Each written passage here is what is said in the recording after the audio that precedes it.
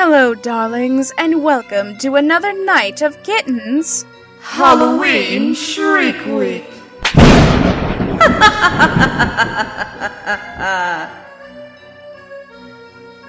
Tonight, a few friends decided to have a nice get-together for Halloween.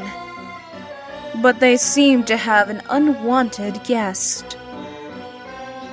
But hey, it's easy to get rid of one of those, isn't it? Unless, of course, you can't see them.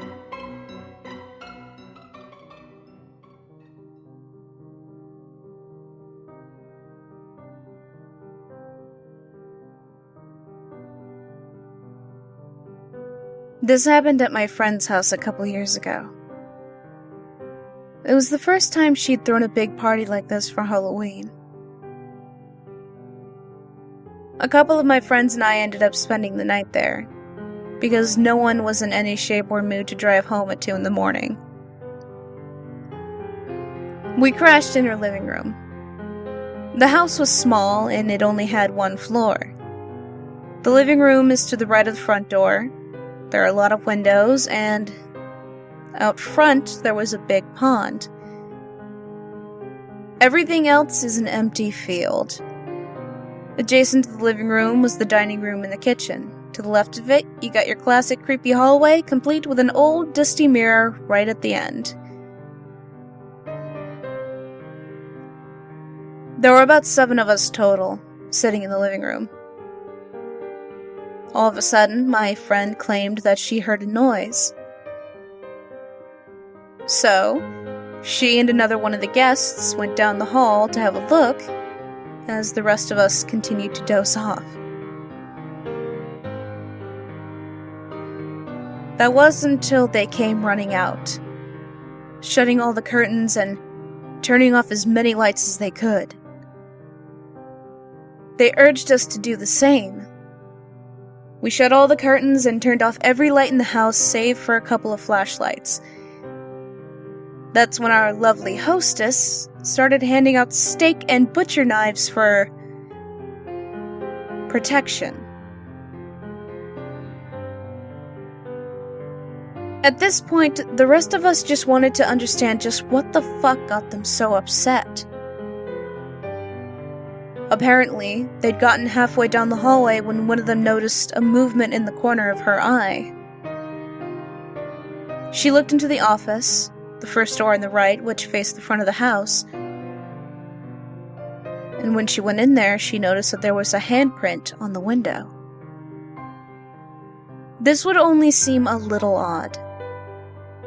But the handprint was on the outside of the window, and had never been there before. Now mind you, this was a small house. We were partying all over the place. Someone had to have been outside in the last 10 or 20 minutes to make it. The only other problem was that the window in question was elevated 2 meters off from the floor. Now, as far as I'm concerned, no one at the party was 2.5 meters tall. By now, all of us were thoroughly freaked out about the fresh handprint. Except for me. Me, being oddly disinterested in freaky shit, went outside to see the handprint. That's when I realized how tall you actually had to be to make a handprint at the top of the window like that. I figured no one else had noticed yet. Besides, scaring people who are holding steak knives is a very stupid idea. I went back in to check on everyone. They'd considered calling the cops, but the house wasn't made with a working landline, causing the reception to go to shit. I decided to calm everyone down and tried to convince them that some guy got proper plastered and just hopped up to slap the window like that. Since no one had considered the height of the window, they believed me all the way to the next morning. When everyone went to sleep at night, I didn't. I ended up staying up because I knew the one thing that I hadn't told everybody. I knew the truth, and I figured I should be awake in case there was a break-in. I had to use the bathroom earlier that night, and I found a similar handprint on the bathroom window, which happened to be at least half a meter higher than the one that we had found. When I walked outside, I realized that half the windows on the front of the house had handprints. To this day, I think I'm the only one who discovered that.